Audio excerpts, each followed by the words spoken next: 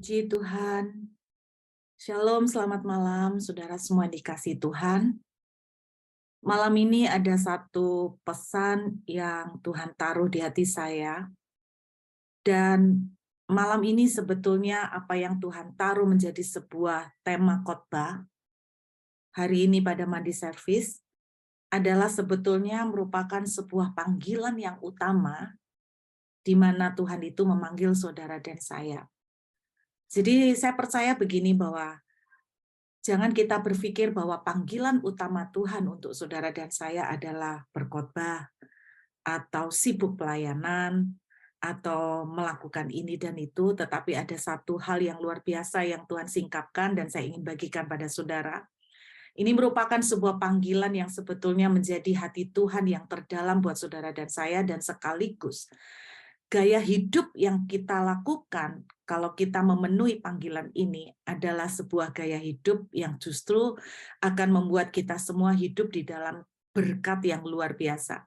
Jadi kalau kita melakukan panggilan ini dan kita mengerjakan panggilan ini dan kita menjadikannya sebagai sebuah gaya hidup, maka kita akan menikmati yang namanya berkat-berkat surgawi itu terjadi. Saya akan mengajak saudara membaca satu cerita di dalam Injil Markus pasal yang kelima sebagai awal dari session kita malam hari ini. Markus pasal yang kelima. Kita akan melihat ayat yang ke-25. Kita tidak akan membaca semua ayat, tetapi saya ajak saudara untuk merenungkan cerita ini. Adalah di situ seorang perempuan yang sudah 12 tahun lamanya menderita pendarahan. Ia telah berulang-ulang diobati oleh berbagai tabib sehingga telah dihabiskannya semua yang ada padanya, namun sama sekali tidak ada faedahnya, malah sebaliknya keadaannya makin memburuk. Jadi saudara, posisi wanita ini bukan cuma sakit, tapi dia betul-betul sudah jatuh miskin. Karena semua biaya pengobatan telah menyita banyak hal sehingga Alkitab menuliskan bahwa dia telah menghabiskan semuanya untuk berobat. Jadi wanita ini saya percaya adalah wanita yang sudah berusaha, lelah untuk berusaha mungkin bertahun-tahun untuk bisa disembuhkan. Menarik sekali ada kata-kata yang Yesus ucapkan ketika wanita ini mengalami kesembuhan. Saya mengajak Anda melihat langsung di ayat yang ke-34. Di Injil Markus pasal yang ke-5 ayat 34. Maka katanya kepada perempuan itu, "Hai anakku, imanmu telah menyelamatkan engkau. Pergilah dengan selamat dan sembuhlah dari penyakitmu."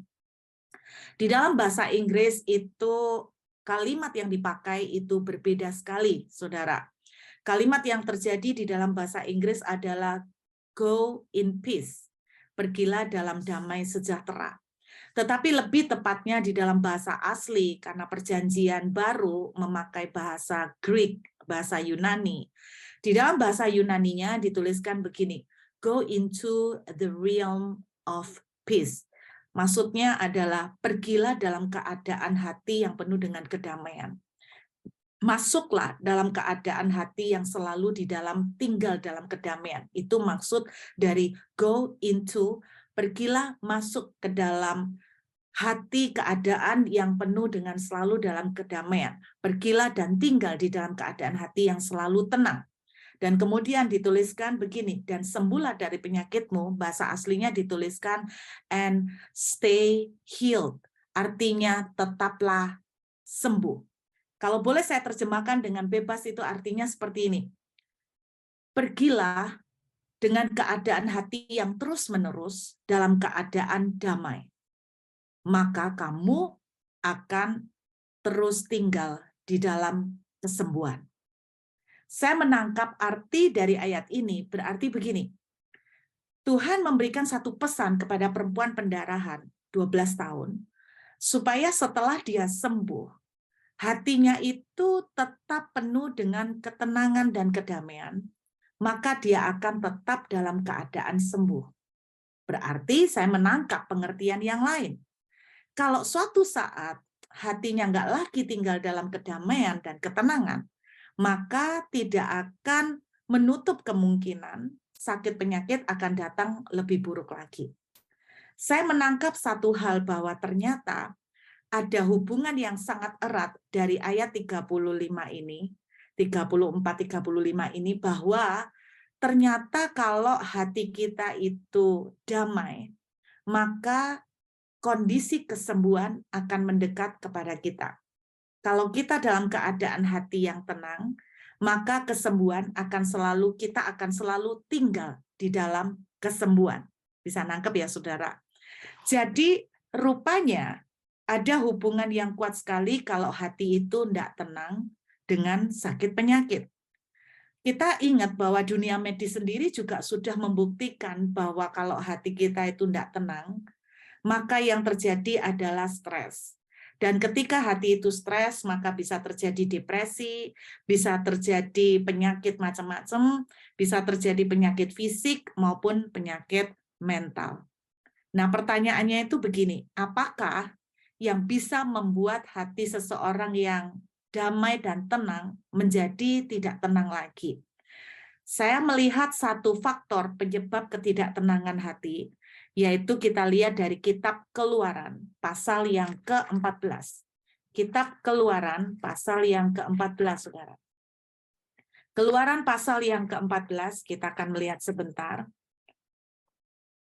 Kita akan melihat satu peristiwa di Keluaran pasal yang ke-14. Kita akan lihat ayat yang ke-13. Keluaran 14 ayat 13. Tetapi berkatalah Musa kepada bangsa itu, janganlah takut, berdirilah tetap, dan lihatlah keselamatan dari Tuhan yang akan diberikannya kepadamu pada hari ini. Sebab orang Mesir yang kamu lihat hari ini tidak akan kamu lihat lagi untuk selama-lamanya. Saudara, menarik sekali di dalam bahasa Inggris disebutkan, Musa bilang begini, jangan takut. Karena orang Israel ketika berhadapan dengan musuh, mereka mulai merasa takut dan khawatir. Mereka mulai merasa gelisah, mereka mulai merasa panik. Dan Musa bilang, jangan takut. Nah, kata-kata yang dipakai oleh Musa selanjutnya adalah berdirilah tetap. Di dalam bahasa Inggrisnya dituliskan dengan be still atau stay still. Kalau bahasa Indonesia mengatakan be still itu jadilah tenang. Atau stay still itu tetaplah tenang. Itu dalam bahasa Indonesia kalau diartikan. Ternyata menarik sekali ketika saya memeriksa di dalam bahasa aslinya, kata be still itu yang dipakai adalah resort. Wow. Bapak Ibu, kata yang dipakai adalah resort. Kita ngerti ya arti kata resort ya. Kalau saudara mendengar kata resort, apa yang Anda bayangkan? Healing ya. Kalau Anda mendengar kata resort, yang Anda bayangkan adalah mungkin di villa, hawa yang sejuk, lalu main golf, atau refreshing, itu kata resort. Jadi ketika Musa bilang begini, be still, jadilah tenang, maka kata yang dipakai oleh Musa sebetulnya adalah resort, artinya belajarlah untuk rileks. Musa itu mau ngomong dengan sederhana, kalau bahasanya orang-orang sekarang healing ya katanya ya. Jadi Musa itu bilang begini loh, jadilah tenang, rileks, seperti orang resort, nyantai, menikmati, enjoy. Itu yang dikatakan oleh Musa. Be still, kata resort. Kemudian mungkin saya lebih suka memakai kata yang simple yaitu relax. Kata relax, kalau bahasa Inggris bilang chill, calm down, tenang, jadi tenang, cooling down, kira-kira seperti itu. Nah, itu kata-kata yang dipakai oleh Musa dan kemudian dituliskan begini, and see how God, dan lihatlah bagaimana Tuhan akan memberikan kemenangan. Anda lihat, Tuhan baru bisa memberikan kemenangan kalau orang Israel terlebih dahulu be still, jadi tenang. Jadi punya kondisi hati yang rileks seperti resort, yang rest, menikmati, yang tenang sekali. Saudara, ini benar-benar seperti yang dituliskan di cerita wanita 12 tahun pendarahan. Tuhan bilang, tetaplah tinggal di dalam keadaan hati yang tenang dan penuh dengan damai sejahtera. Maka kamu akan tinggal di dalam kesembuhan dan kamu akan tetap terus sembuh. Dan di dalam Keluaran 14, Musa bilang begini, ketika hatimu resort, bisa enjoy, bisa tenang, bisa nyantai, bisa nikmatin, maka kamu akan melihat bagaimana Tuhan memberikan kemenangan. Kita melihat ayat yang lain lagi di dalam Yesaya pasal yang ke-30. Kita melihat lagi di dalam Yesaya pasal yang ke-30, saudara. Kita akan melihat dari ayat yang ke-15. Yesaya pasal 30 ayat yang ke-15. Kita akan lihat sama-sama, saudara. Malam ini kita akan membuka ayat cukup banyak ya. Yesaya 30 ayat yang ke-15. Sebab beginilah firman Tuhan Allah yang Maha Kudus, Allah Israel. Dengan bertobat dan tinggal diam, kamu akan diselamatkan. Dalam tinggal tenang dan percaya terletak kekuatanmu. Sekali lagi kita melihat bahwa kondisi hati, kondisi kita yang rileks, kondisi kita yang seperti orang lagi resort nih ya, akan berkaitan sekali dengan karya keselamatan, akan berkaitan sekali dengan kemenangan, akan berkaitan sekali dengan kesembuhan. Kalau saya boleh simpulkan adalah seperti ini. Ketika kita bisa rileks, ketika kita bisa resort, ketika kita bisa rest, ketika bisa tenang, maka blessing akan terjadi. Saya menemukan satu kebenaran seperti ini, Bapak Ibu, bahwa ternyata itu begini, blessing itu akan datang di area di mana tidak ada kekhawatiran. Saya ulangin, blessing akan datang di mana tidak ada kekhawatiran. Sekali lagi, blessing akan datang di tempat di mana tidak ada kekhawatiran. Di hati yang bebas dari rasa khawatir. Itu akan terjadi blessing. Jadi saudara, Alkitab menuliskan kalau saudara mau melihat banyak berkat, maka hal yang harus saudara dan saya lakukan adalah kita harus resort. Kita harus relax, kita harus rest. Maka kemenangan akan terjadi. Sebaliknya, ketika kita panik, ketika kita khawatir, ketika kita gelisah, maka itu akan menghalangi berkat. Ketika kita khawatir, ketika kita gelisah, ketika kita panik, maka itu akan menghalangi berkat. Saudara, kita bisa melihat dari kehidupan Yesus sendiri. Yesus boleh dibilang kehidupannya yang betul-betul melayani hanya 3,5 tahun. Dan kita melihat Yesus cukup terkenal, begitu banyak orang mengerumuni Yesus. Tetapi ketika saya mempelajari ayat demi ayat tentang perjalanan Yesus di dalam pelayanan, saya menemukan bahwa Yesus itu ternyata boleh dibilang geraknya itu berirama. Artinya Yesus bisa menjaga keseimbangan antara istirahat dengan pelayanan. Nah, yang sering terjadi misalnya di dalam kitab pelayanan, kadang kita terlalu lelah di dalam pelayanan, terlalu ngoyoh di dalam pelayanan.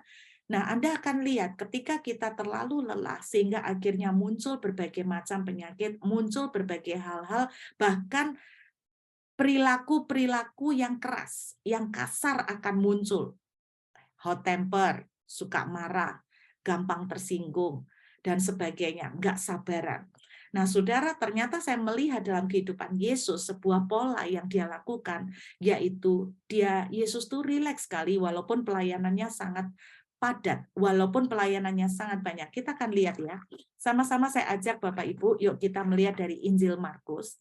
Lalu kita akan mencoba mengikuti sedikit napak tilas ya dari apa yang Yesus alamin.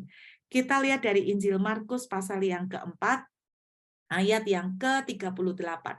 Injil Markus pasal yang keempat, ayat yang ke-38. Pada waktu itu, Yesus sedang tidur di buritan di sebuah tilam.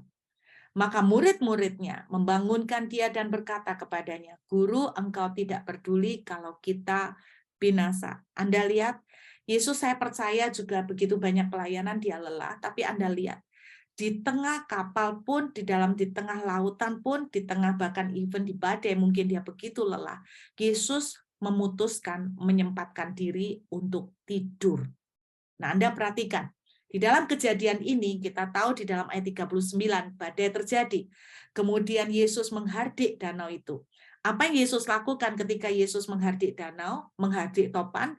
Dia bilang, diam, tenanglah. Anda perhatikan, sebelum kemenangan terjadi, sebelum blessing terjadi, sebelum breakthrough terjadi, ada sebuah sikap yang harus kita lakukan, ada sebuah keadaan yang kita harus usahakan, yaitu yang namanya kita menjadi tenang.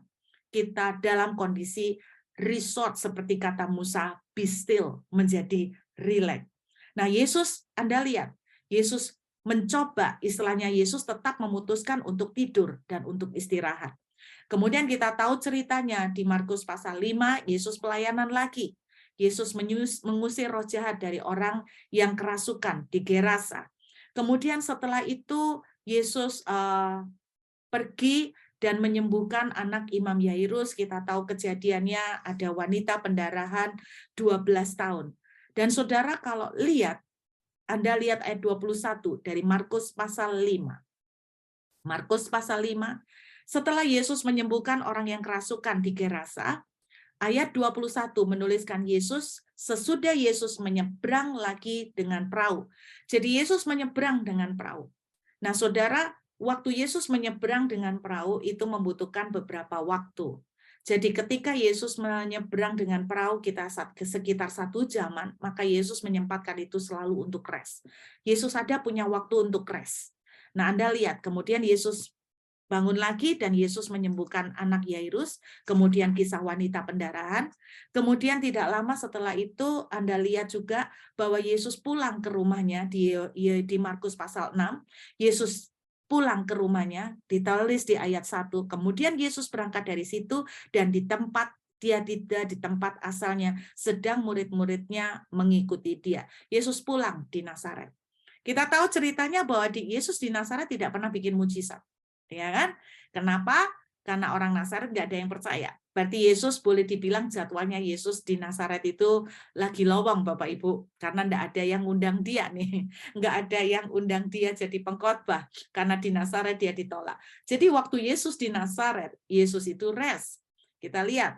Kemudian ayat yang ke-6b, kita lihat. Lalu Yesus berjalan keliling dari ke desa sambil mengajar. Setelah itu dia jalan lagi.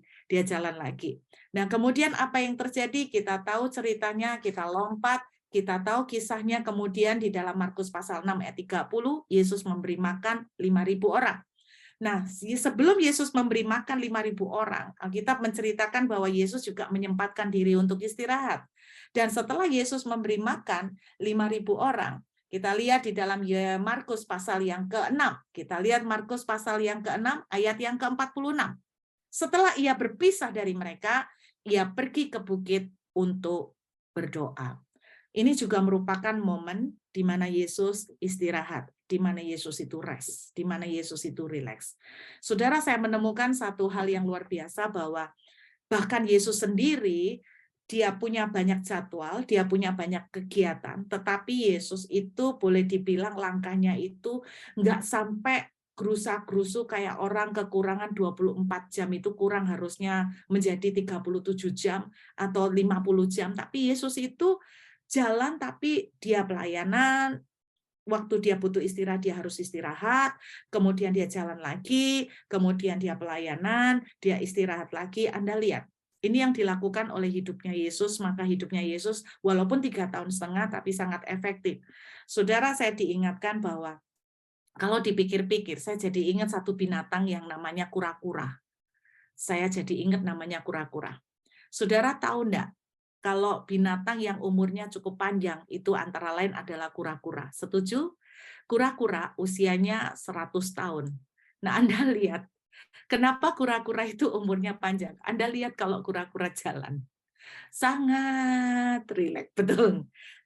Satu langkah jalan demi satu langkah, demi satu langkah, demi satu langkah, awet muda Bapak Ibu. Anda tahu binatang yang umurnya cukup pendek ternyata adalah lion atau singa.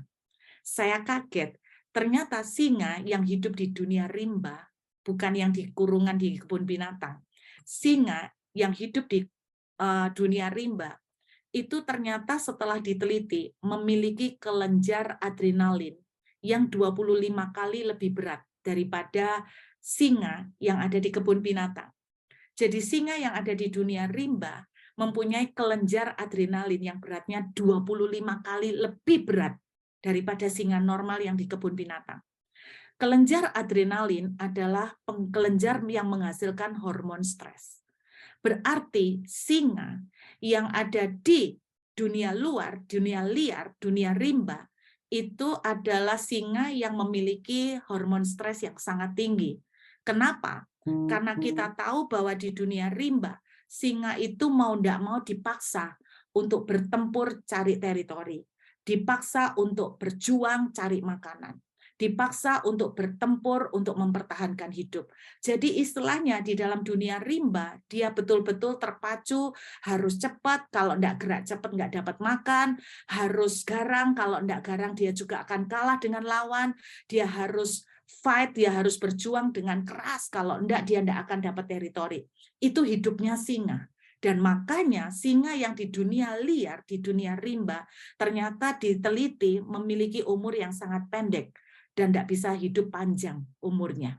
Jadi saya merasa begini loh, kalau saudara dan saya mau umur panjang, jangan seperti singa, di mana kita itu seperti dipush untuk kejar tayang, kita dipush untuk kejar target, kita dipaksa untuk memperebutkan teritori, kita seperti terkejar untuk mengejar sebuah prestasi. Kehidupan itu akan seperti singa. Nah, kita lihat, Yesus juga sangat produktif, tetapi dia masih menjaga yang namanya keadaan hati yang rest, yang relax, yang enjoy, yang menikmati. Saudara, berkali-kali Yesus mengatakan di dalam firman-Nya, jangan takut, jangan takut, jangan takut. Tenanglah, diamlah, dan jadilah tenang. Saya menemukan satu hal yang luar biasa. Yuk kita lihat Matius pasal yang ke-11. Kita lihat Matius. Injil Matius pasal yang ke-11, saudara. Injil Matius pasal yang ke-11. Kita lihat ayat yang ke-28. Injil Matius pasal yang ke-11 ayat 28, sebuah ayat yang terkenal. Marilah kepadaku semua yang letih lesu dan berbeban berat. Nah, bahasa Inggrisnya bagus banget. Datanglah kepadaku all who labor. All who labor. Kata labor itu kerja keras ngoyo. Orang yang kerjanya ngoyo pasti capek, lelah. Tuhan bilang begini, semua yang ngoyo-ngoyo, suruh datang kepadanya. Datanglah yang ngoyo-ngoyo kepadaku. Karena aku lemah lembut dan rendah hati dan jiwamu akan mendapat ketenangan. Dalam terjemahan bahasa Inggris dituliskan, come all of you who are labor. Datanglah semua yang kerjanya ngoyo, ngurusin kerjaan sampai ngoyo, karena ngejar konsumen sampai ngoyo, ngejar target sampai ngoyo, ngejar prestasi sampai ngoyo, cari duit dan ngurus kerjaan sampai setengah mati, sampai berdarah-berdarah. Tuhan bilang, come to me all you who labor, and I will give you rest. Itu terjemahannya. Tuhan bilang, semua yang ngoyo-ngoyo itu, Tuhan ngomong, datang kepadaku, aku mau kasih kamu untuk rest. Saudara, kenapa Tuhan mau kasih saudara dan saya rest? Saya kaget ketika melihat ayat ini. Yuk kita buka. Ibrani pasal 4. Kita lihat Ibrani pasal yang keempat, saudara. Kita membedah ayat cukup banyak malam hari ini. Ibrani pasal 4. Kita lihat ayat yang pertama. Sebab itu baiklah kita waspada, supaya jangan ada seorang di antara kamu yang dianggap ketinggalan, sekalipun janji akan memasuk ke dalam perhentiannya masih berlaku. Kita lompat ayat yang ketiga. Sebab kita yang beriman akan masuk ke tempat perhentian seperti yang ia katakan. sehingga aku bersumpah dalam murkaku, mereka takkan masuk ke tempat perhentianku, sekalipun pekerjaannya sudah selesai sejak dunia dijadikan. Saudara, kata tempat perhentian, kita memang mengartikan ini surga, pada waktu nanti kita mati kembali ke Tuhan. Tetapi tempat perhentian, kalau Anda teliti lebih lagi, tempat perhentian bukan cuman berbicara ketika kita mati lalu masuk ke surga. Tempat perhentian di sini adalah tempat rest, tempat istirahat. Kenapa saya bilang begitu? Anda lihat, karena di dalam bahasa Inggrisnya bukan tempat perhentian, bukan the stop. Tetapi dalam bahasa Inggrisnya, tempat perhentian di sini adalah diterjemahkan adalah tempat istirahat. Jadi Tuhan itu bilang, kamu harus hati-hati. Kamu mesti waspada, jangan sampai kamu tidak masuk ke tempat istirahat. Berkali-kali Tuhan bilang begini, jangan khawatir akan apa yang kamu makan. Jangan takut dengan apa yang kamu minum. Jangan takut dengan masa depanmu. Jangan khawatir akan ini apa pakaian yang akan kamu pakai. Saudara, seringkali Tuhan memakai kata jangan takut, bahkan di Alkitab menuliskan 365 kali kata jangan takut. Satu, Tuhan bilang jangan takut dengan semuanya itu, tapi kalau saya menangkap Ibrani pasal 4 ayat 1 sampai dengan ayat 3, Tuhan cuma mau ngomong gini, takutlah satu hal. Takut apa? Takut kamu tidak sampai bisa istirahat. Takut kamu tidak sampai punya tempat rest. Tuhan bilang waspadalah, supaya kamu jangan sampai gagal masuk ke tempat peristirahatannya. Saudara, kita bayangkan tempat peristirahatan, tempat mati. Tidak, Anda lihat ayat yang keempat. Di dalam ayat yang keempat. Sebab tentang hari ketujuh pernah dikatakan dalam suatu nas, dan Allah berhenti pada hari ketujuh dari segala pekerjaannya. Nah, ini perhatikan. Ayat keempat jelas sekali bicara bukan soal kematian. Ayat yang keempat menunjuk kepada kejadian pasal 1, yaitu istirahat. Kita tahu hari ketujuh Tuhan berhenti bekerja, hari ketujuh Tuhan istirahat. Jadi di Ibrani pasal 4, sebetulnya Tuhan itu bilang begini, jangan sampai kamu tuh gagal masuk untuk istirahat. Itu yang jelas Tuhan ngomong. Kenapa? Saudara, kalau Anda membaca konteks Ibrani pasal 4 seluruhnya, kita tuh melihat tentang tanah perjanjian, tanah Kanaan. Saudara, Tuhan menjanjikan, aku akan membawa kamu ke negeri yang berlimpah susu dan madunya. Bahkan di banyak ayat Tuhan menyebutkan, engkau akan memakan makanan yang tidak kamu tanam. Engkau akan meminum dari anggur yang tidak kamu tanami sendiri.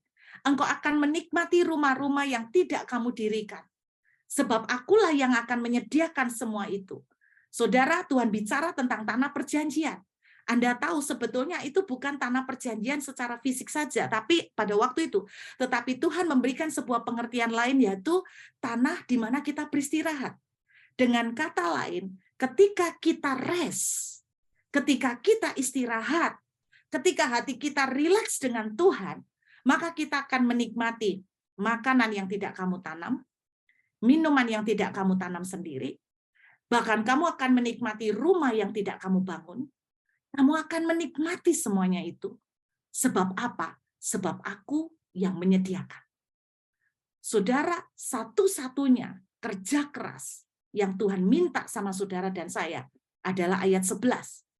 Tuhan bilang dalam Injil Matius tadi, kamu yang ngoyoh, kamu yang ngotot, kamu yang labor, datang ke aku. Aku akan kasih rest. Nah, di ayat 11 dari Ibrani pasal 4, Tuhan bilang begini, karena itu baiklah kita berusaha. Nah, baiklah kita berjuang. Berjuang untuk apa? Untuk rest. Berjuang untuk bisa istirahat. Berjuang untuk bisa relax. Saya kasih contoh satu ayat lagi. Mari kita buka 1 Petrus pasal yang kelima. Kemudian saya akan menyimpulkan 1 Petrus pasal yang kelima. Kita lihat ayat yang ke-7. Anda perhatikan Bapak Ibu. 1 Petrus 5 ayat yang ke-7. Serahkanlah segala kekhawatiranmu. Ini kan yang menyebabkan hati itu tidak tenang. Hati itu gelisah.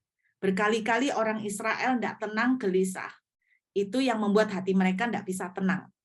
Nah, saudara, Musa bilang, be still, stay still. Jadilah hatimu tuh dalam kondisi resort.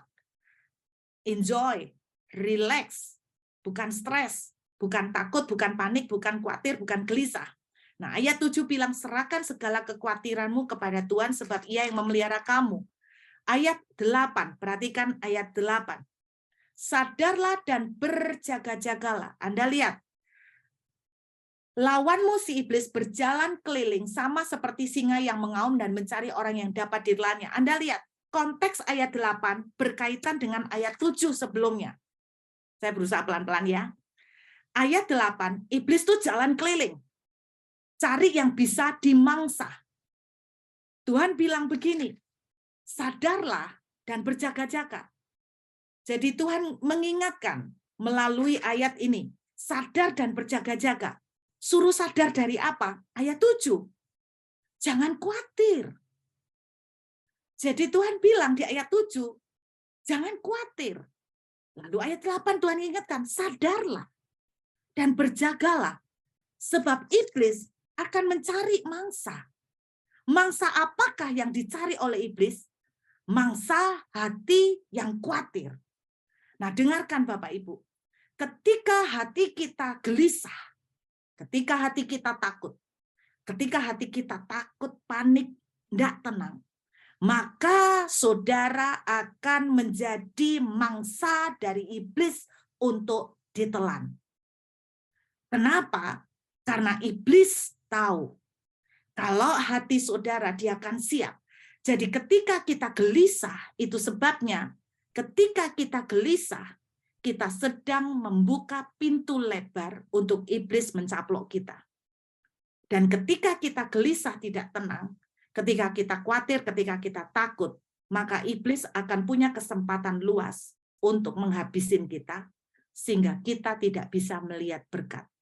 Makanya saya bilang dari tadi, kekhawatiran, ketakutan, atau kegelisahan akan menghalangi breakthrough, akan menghalangi kemenangan, akan menghalangi mujizat, akan menghalangi berkat. Ketika Anda khawatir, mulai panik, terus mulai ngoyo, berusaha dengan kekuatan saudara sendiri, maka iblis sedang mencaplok saudara, menjadikan saudara itu mangsa. Bagaimana supaya iblis tidak bisa memangsa saudara? Be still. Hatimu dalam kondisi rileks, tenang, rest dengan Tuhan. Saudara, bukan berarti gini loh, bukan berarti kita itu males dan tidak berusaha. Bukan. Maksud saya itu gini, kerjakan apa yang bisa saudara kerjakan, tapi dengan hati yang tenang. Kenapa dengan hati yang tenang? Karena saudara percaya bahwa usaha kerasmu tidak akan mengubah apa-apa kalau bukan tangan Tuhan yang memberkati.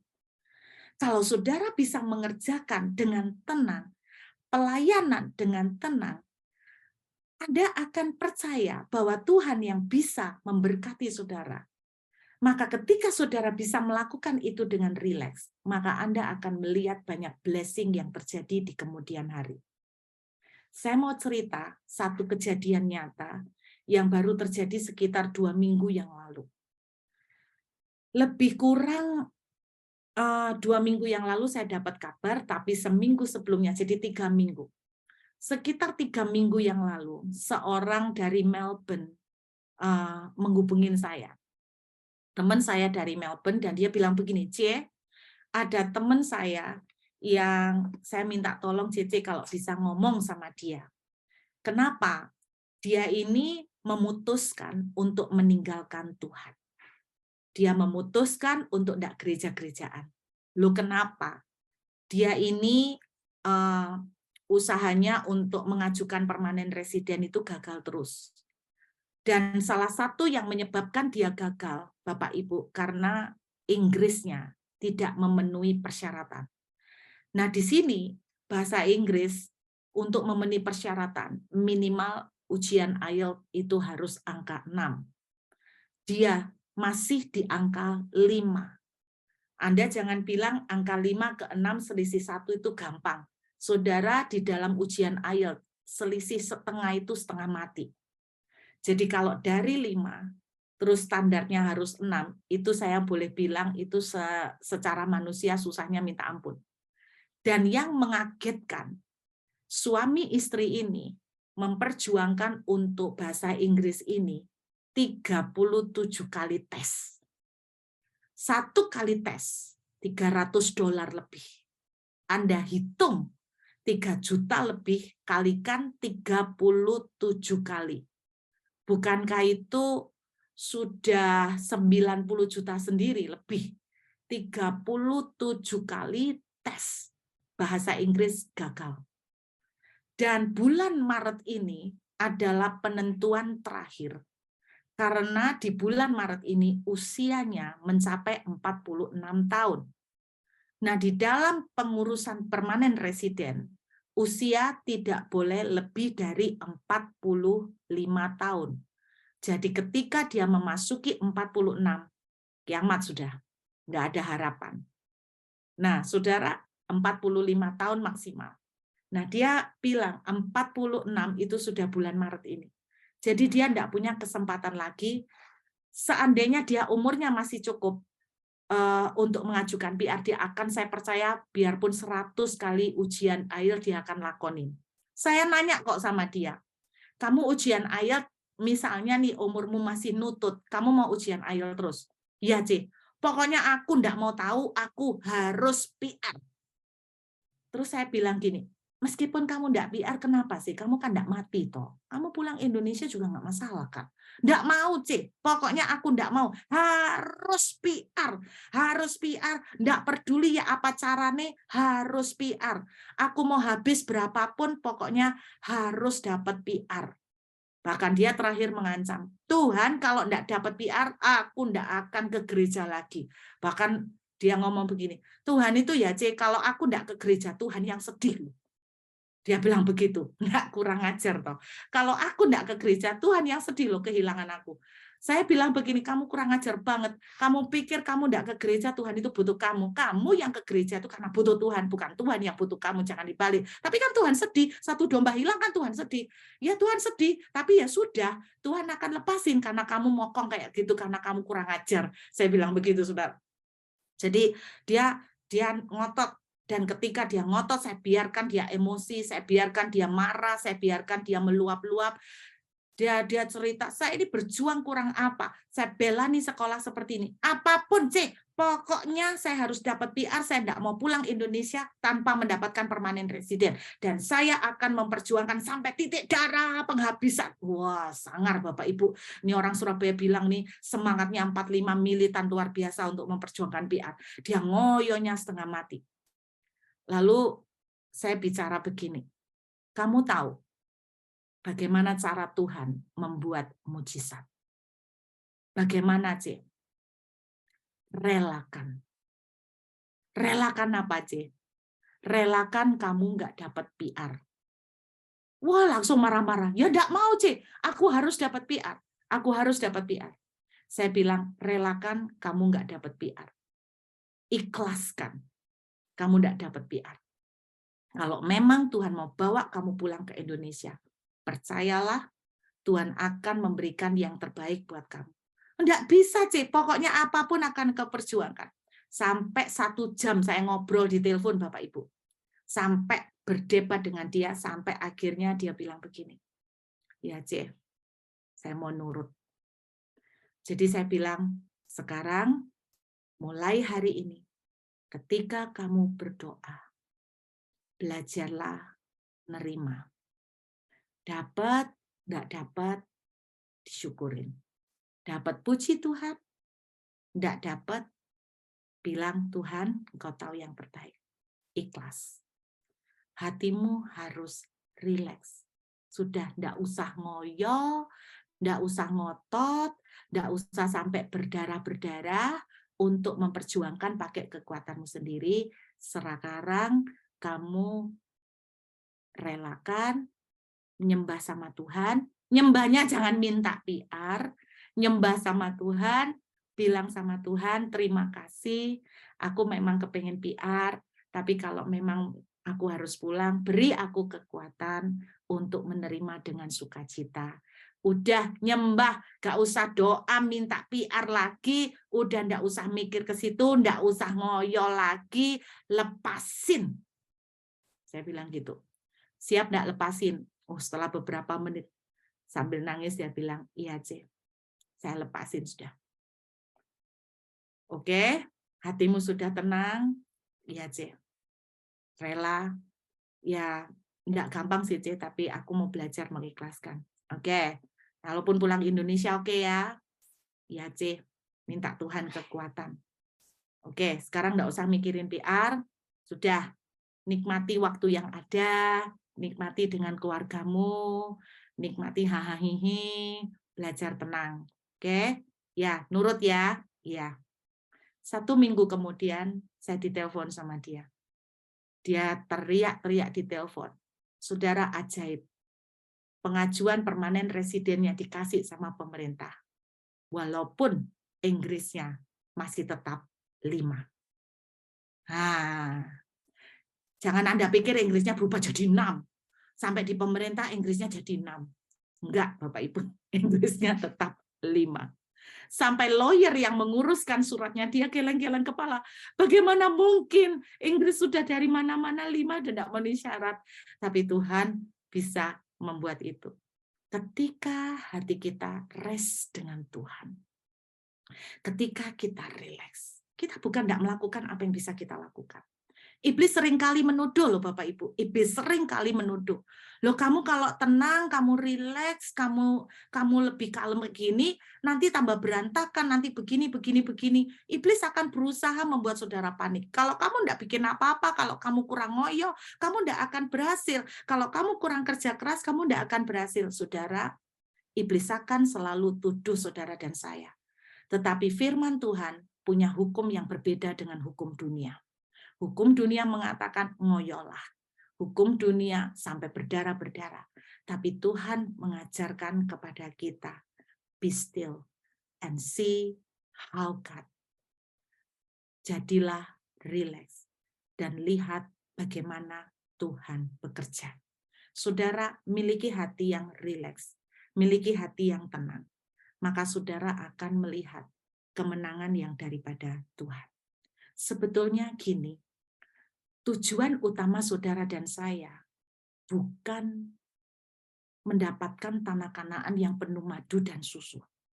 Saya mau akhiri dengan ini.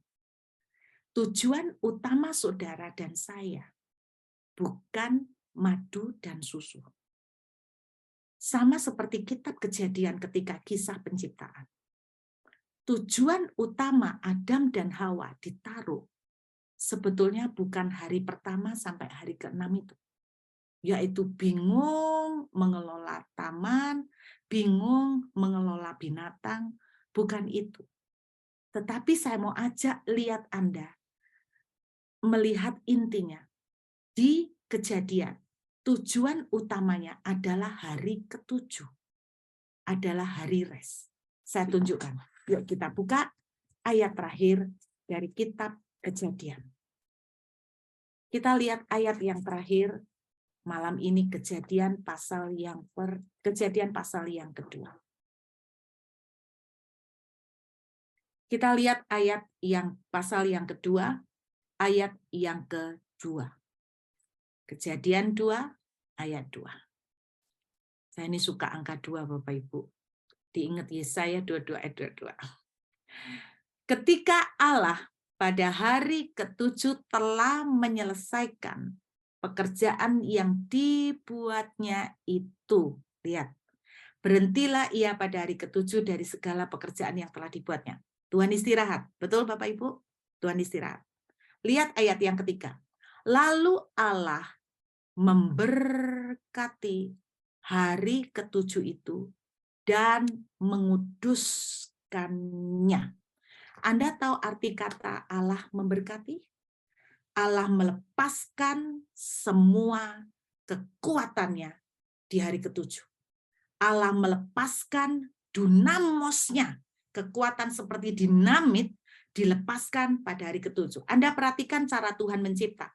Hari pertama sampai 6, Tuhan tidak pernah memberkati hari pertama sampai 6. Tuhan menciptakan tanaman, Alkitab menuliskan, lalu Allah melihat semuanya baik. Tuhan melihat cakrawala, lalu Allah melihat semuanya baik. Tuhan menciptakan binatang, lalu Allah melihat semuanya baik. Betul? Tetapi ketika hari ketujuh, Allah melepaskan berkat-Nya. Tuhan memberkati, melepaskan semua kekuatan, power, otoritasnya, semua yang Dia punya di hari ketujuh. Ada apakah di hari ketujuh? Ibrani pasal 4 ayat 1-3 menuliskan, Tuhan bilang, masuklah, usahakan supaya kamu masuk di tempat peristirahatanku. Karena ketika engkau rest dengan aku, seluruh madu, susu, rumah yang tidak perlu kamu bangun, tetapi aku yang membangunnya, berkat yang tidak pernah kamu upayakan, tanah yang tidak pernah kamu kelola, itu yang aku memberkati semuanya. Ini rahasia terbesar, saudara. Bahwa ketika kita bisa rileks, ketika hati kita bisa rest, kita sedang membuka sebuah pintu yang lebar sekali untuk melihat asupan suplai yang gila-gilaan dari Tuhan, luar biasa. Saudara mau melihat breakthrough, saudara mau melihat berkat, Ibrani 4 ayat 11, usahakan untuk masuk ke tempat rest. Ketika hati kita rileks, maka kita akan melihat breakthrough. Saudara, saya tidak bilang saudara tidak kerja. Saudara harus dikejar target bayar cicilan. Saudara belajar untuk mengikuti firman.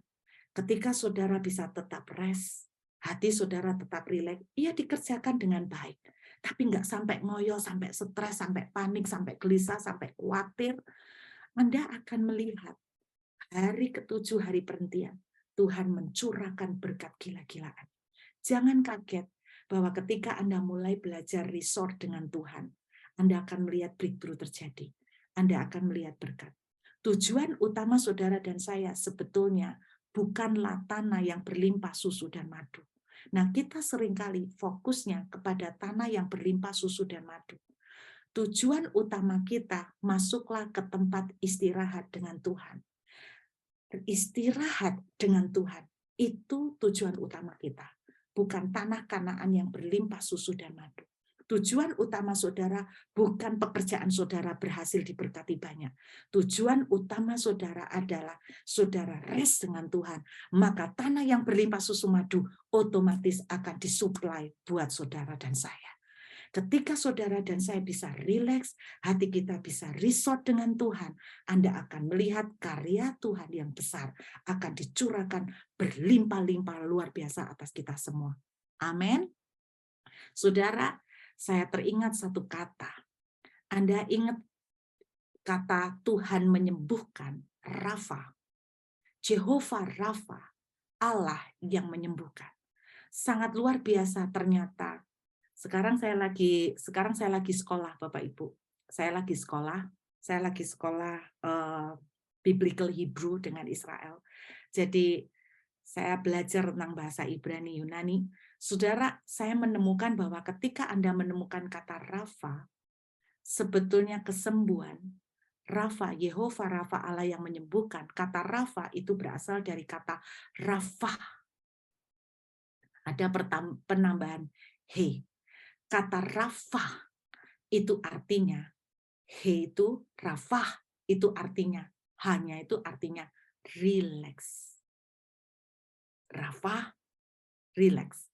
Jadi di mana ada relax, di situ ada kesembuhan. Di mana ada relax, di situ ada berkat. Di mana ada relax, di situ ada mujizat. Anda jangan terlalu fokus kepada, maksud saya tuh gini, Tuhan mungkin janji, aku akan memberkati keuangan kamu. Tapi Anda jangan fokus untuk mengejar itu dengan kekuatan. Anda tidak akan dapatkan. Tujuannya bukan tanah Kanaan yang berlimpah madu dan susu. Anda berusaha masuk untuk rileks. Nikmati.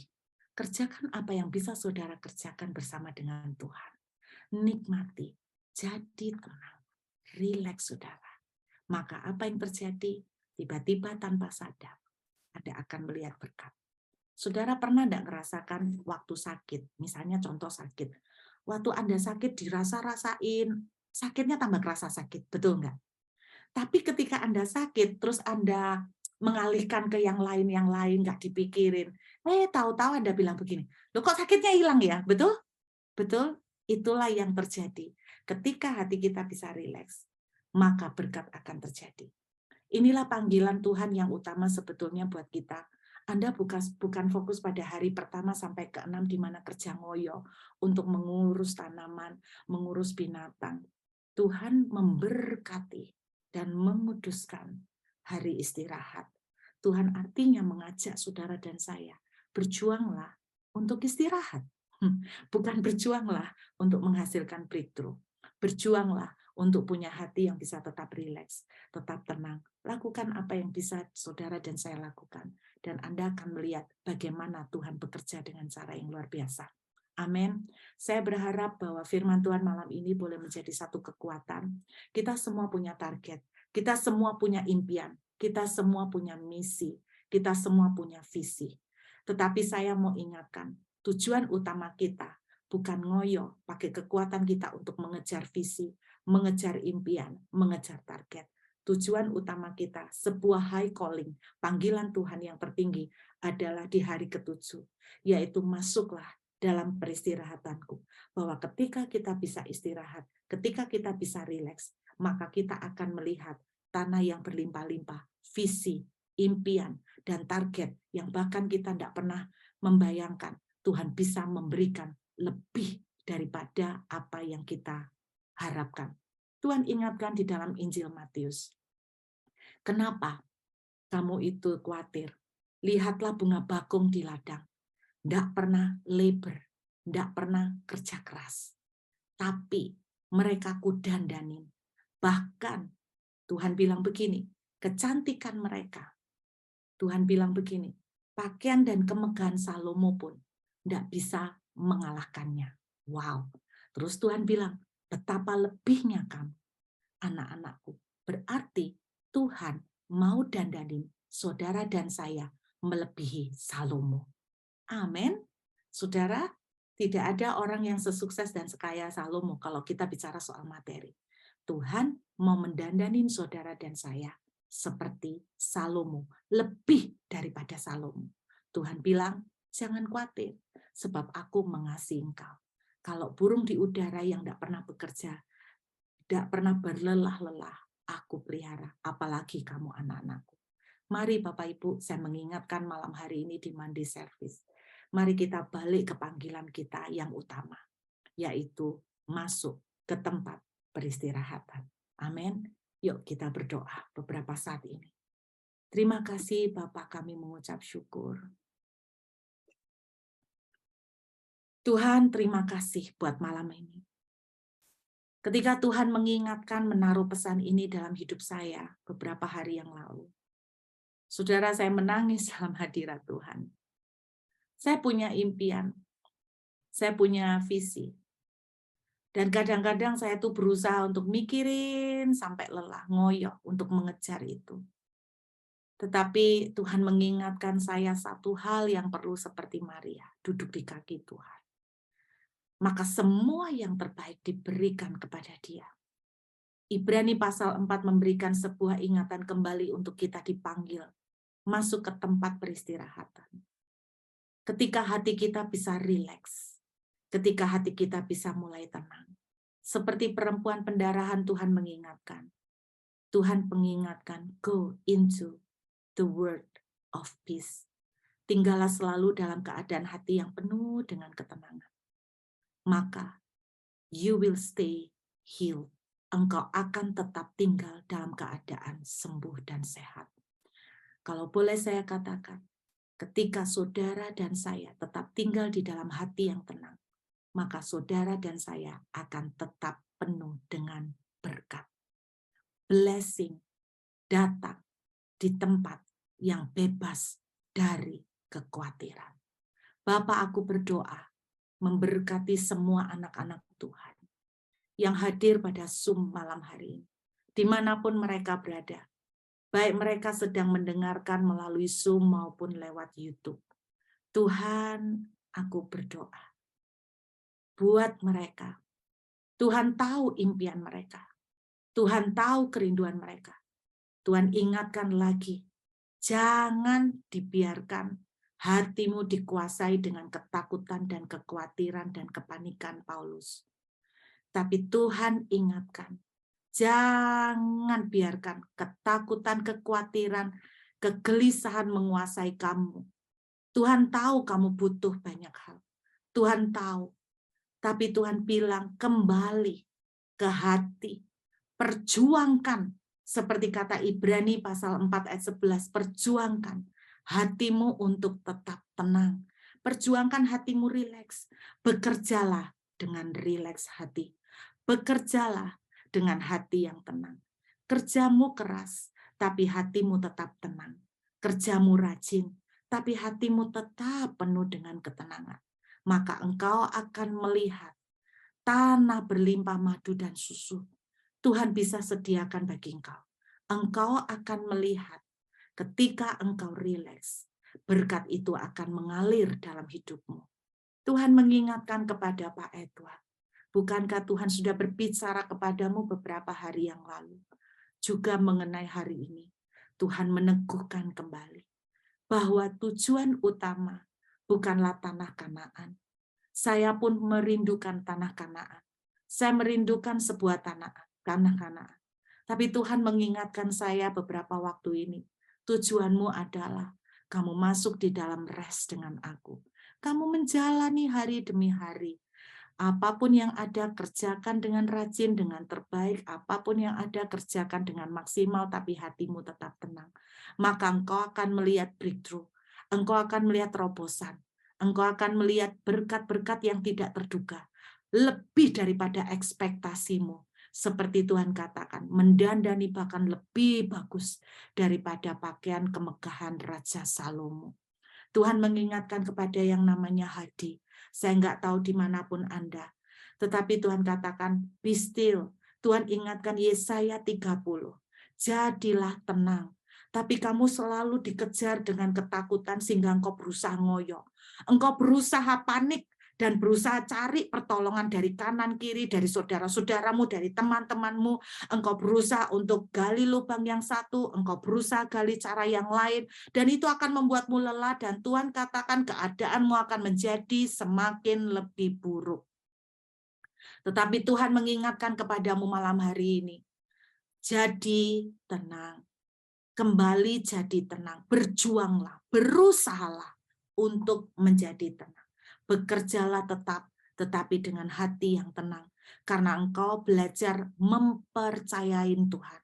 Engkau belajar surrender, pasrah sama Tuhan. Engkau belajar untuk menyerahkan kendali ke tangan Tuhan. Maka engkau akan melihat keadaan akan dibalikkan. Saya melihat Tuhan membalikkan seperti telapak tangan. Tuhan akan membalikkan seperti telapak tangan. Saya melihat sebuah penglihatan tentang telapak tangan yang dibalik. Saya melihat sebuah nama yang namanya Vita. Saya tidak tahu apakah ada yang namanya Vita, tapi Tuhan memperlihatkan nama Vita. Tuhan berbicara kepadamu. Tuhan bilang begini, ada sebuah negeri, sebuah tempat. Saya tidak tahu apa bentuknya, apakah ini sebuah pekerjaan atau sebuah keadaan. Di dalam Ulangan pasal 11 Tuhan mengingatkan, di mana tempat ini engkau akan melihat kecukupan luar biasa. Saya melihat sebuah opportunity. Tuhan akan membuat engkau kepada sebuah kesempatan yang baru, di mana kesempatan baru ini akan penuh dengan berkat yang mengalir buat hidupmu. Saya melihat walaupun engkau seorang perempuan, Tuhan akan mempercayai tanganmu. Tuhan akan memberkati tanganmu sedemikian. Sehingga ibaratnya begini, kamu hanya dengan usaha gigi 1, tetapi hasilnya akan seperti gigi 5.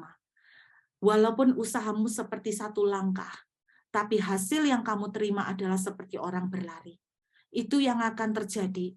Tuhan akan taruh itu.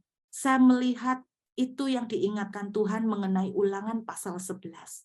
Tuhan cuman mengajak kepada Ibu Vita, belajar untuk open your ear. Dengarkan telingamu dibuka untuk mendengarkan apa yang Tuhan bilang. Karena ada tawaran-tawaran yang menggiurkan akan datang kepadamu. Tetapi tidak semuanya harus engkau ambil. Tuhan berbicara, Tuhan akan menuntun engkau, sehingga engkau akan mendapatkan hikmat, tawaran mana yang akan engkau ambil. Sebab tawaran ini akan membuat engkau dibawa pada sebuah keadaan begitu besar kelimpahan yang Tuhan akan kirimkan kepadamu. Kelimpahan dari seberang lautan akan terjadi. Engkau mungkin hanya memulai seperti 5 roti 2 ikan dari sesuatu yang kecil, tetapi Tuhan akan memberkati secara ajaib dengan kapasitas yang luar biasa. Aku memberkati engkau di dalam nama Tuhan Yesus. Terima kasih Bapak, terima kasih buat malam hari ini. Kami mengucap syukur Bapak, engkau memberkati seluruh tim VOW yang akan pelayanan besok di Caruban. Tuhan, engkau mengurapi mereka. Mereka akan berjalan dalam peristirahatan. Walaupun mereka melayani, tapi hati mereka mengalami istirahat dengan tenang. Hati mereka akan tenang dengan Tuhan. Hati mereka akan rileks, bukan ngoyo pakai kekuatan mereka sendiri. Sehingga hamba-Mu percaya, bahkan ketika mereka menyembah, ada rantai-rantai yang mengikat jemaat akan dilepaskan. Bahkan Tuhan berbicara, engkau akan melihat kesembuhan terjadi. Engkau akan melihat kesembuhan terjadi. Tuhan yang melakukannya. Engkau akan melihat kesembuhan akan terjadi di tempat itu saat kalian menyembah. Detik itu juga bukan langkah iman, tetapi kesembuhan itu akan terjadi. Engkau memberkati pelayanan tim ini Tuhan, dan hamba percaya Engkau mengutus mereka dengan tanda-tanda dan kuasa. Terima kasih Bapak, kami ucap syukur buat malam ini. Mari Bapak Ibu kita mengangkat tangan sama-sama. Hamba memintakan berkat-Mu Tuhan. Berkat di dalam nama Bapa, Putra, dan Roh Kudus, di dalam nama Tuhan Yesus. Pegang kami semua Tuhan untuk masuk di dalam keadaan beristirahat dengan Engkau, hati yang selalu tenang, berjalan dengan Engkau. Tanah Kanaan itu bukan menjadi target utama, tetapi target utama kami adalah hati kami penuh dengan ketenangan, hati kami berjalan beristirahat dengan Engkau, sehingga kami akan melihat favor demi favor akan terjadi dalam kehidupan kami. Terima kasih Bapak, biarlah berkat yang melimpah dari surga turun atas kami semua, berkat di dalam nama Tuhan Yesus malam ini dan sampai selama-lamanya. Haleluya. Yang percaya mari sama-sama katakan dengan iman, Amin. Tuhan memberkati semuanya.